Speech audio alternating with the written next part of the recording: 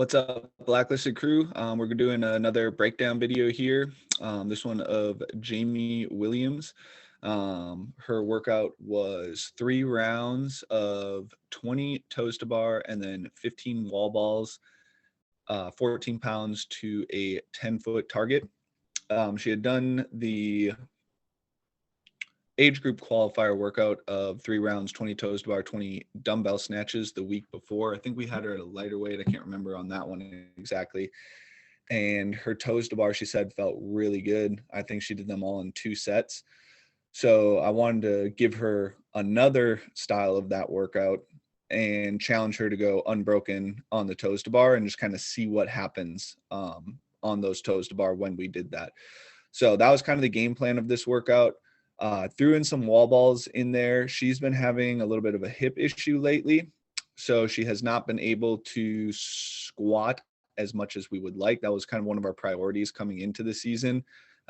She had a hip injury pop up right before individual quarterfinals, and it's just been kind of lingering and nagging. So some of the lighter weight squatting has been pretty good for her. So we just threw in some heavier or taller wall balls, as that is potentially the new standard for women, is to that 10-foot target. So just a little bit of volume there, nothing too crazy. We've been doing a lot more unilateral work.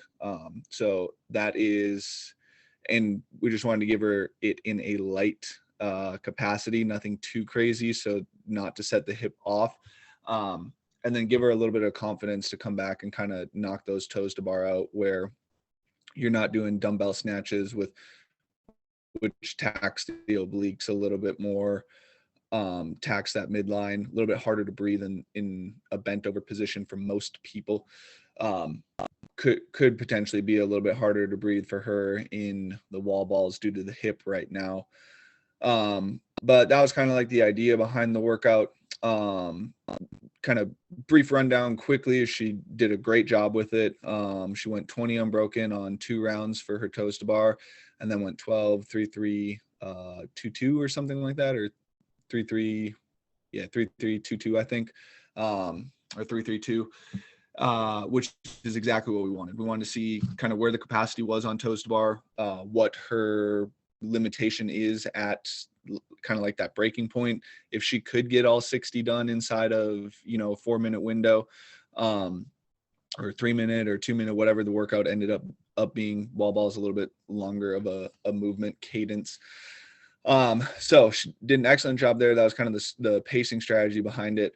So we'll kind of get down into what we're seeing from that breakdown standpoint, and then some movement quality stuff that we kind of noticed in this video. So here we go. Pause that. So one thing to notice right off the bat is she does an excellent job of staying long in her toes to bar. So you're going to see kind of 2 different styles of toes to bar happen in this workout for her, and we'll kind of talk about why that is. So see if we can see it here.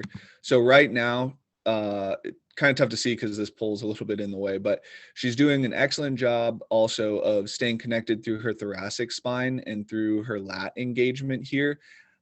You'll see as she starts to get tired, this lat engagement starts to go away, but she still has some good momentum, and her thoracic spine starts to kind of get into a little bit of flexion there. I think for her, this is a conversation that I'm going to have with her, but I think for her, it allows her to breathe a little bit better, and create a little bit more of a swing and momentum on her toes to bar. Little bit less of a path to get up to the bar for those toes. But this is traditionally kind of what we see in a longer breathing cadence movement here, usually a little bit fresher in the workout, or kind of, you have to go into longer sets on the toes to bar. This is kind of the kip that we'll see is that longer kind of drawn out kip. And right there, you kind of saw she went to a little bit more knees up, hip flick for kind of those last 3 reps there. And that's kind of what we'll see as she starts to get tired. This is just a little bit of just getting used to that 10-foot target. I think the first time she actually did these was in quarterfinals. So just kind of getting used to tossing it that high. Sometimes those targets too can just be tricky if you're not looking at it right off the bat on those wall balls versus a wall. You're always going to hit the wall.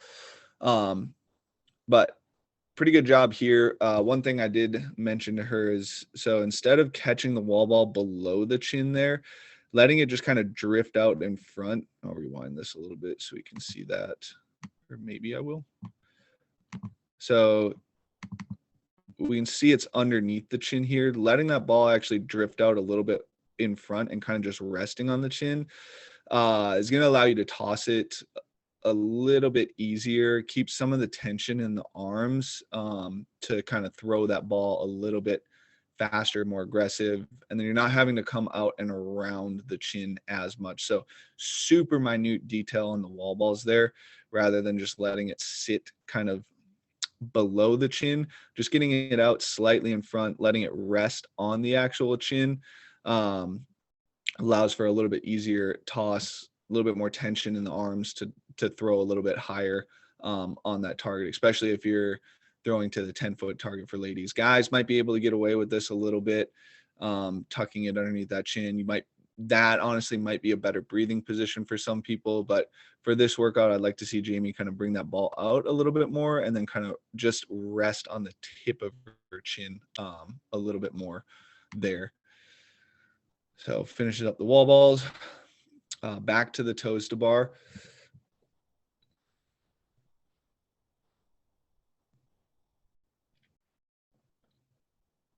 So probably a little bit longer time in between transitions, knowing that she's wanting to try and go unbroken on those toes to bar. One awesome thing that we'll see in her last round too is just how good she is at gripping that bar there. Really focuses on getting the knuckles over the bar, and that's a super strong grip in your gymnastics. So well done there.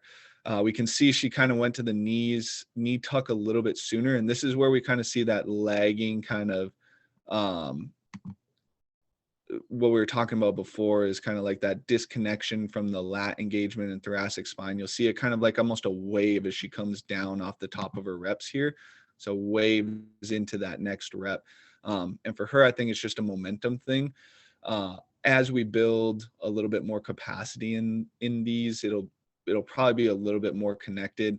I think for her right now, again, it's more of a capacity thing, but staying unconnected like that is eventually going to start bleeding energy. We always want to be tight for gymnastics.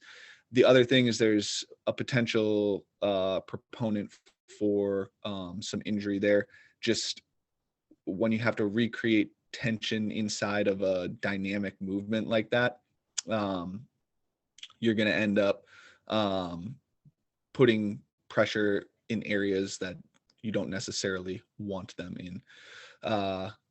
Potential shoulder, elbow issues coming up from that. She actually does have a little bit of an elbow issue going on right now.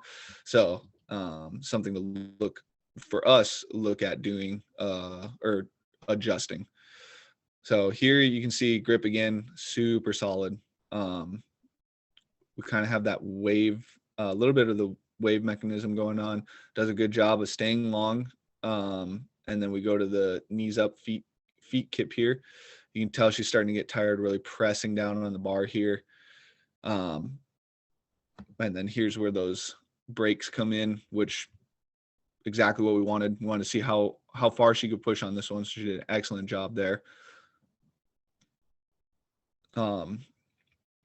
And then just focused on getting it done. You can see how heavy she's breathing. I think a lot of that is just, again, working capacity. You can see how labored these movements are, or these toes to bar are, just from fatigue setting in. When that happens, start to hold your breath, and it's just a negative compounding effect. Heart rate goes up, respiration rates go up. You have to flex more to get the toes up to the bar and create a good rep. So it's just kind of like a negative feedback loop when that happens. But squat speed looks a little bit faster here, so that's good. She's closing out the workout, probably breathing a little bit better at this point, and you just know the workout's done, so you can always close it out a little bit faster. Start to get a little bit of a jump here.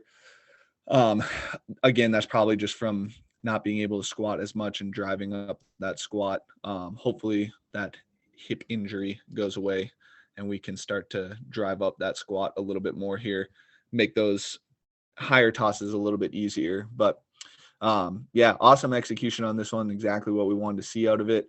Some learning perspectives or just some like inquisitory things on what's kind of going on the toes to bar there, especially when she gets tired. So a little bit of capacity building on those toes to bar, especially for some movement quality stuff. But yeah, what we've been doing right now has been working for the toes to bar. Obviously, she was able to go 2 sets unbroken on those sets of 20, which is a huge improvement from when we started a little under a year ago.